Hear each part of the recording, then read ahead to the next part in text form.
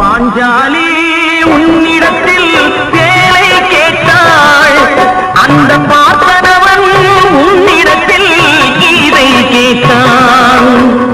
நான் இருக்கும் நிலையில் உன்னை என்ன கேட்பேன், இன்னும் நன்மை செய்து துன்பம் வாங்கும் உள்ளம் கேட்பேன்.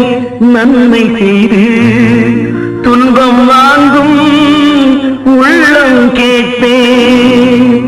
ஆட்டுவித்தால் யாரொருவர் ஆடாரே கண்ணா, ஆசை என்னும்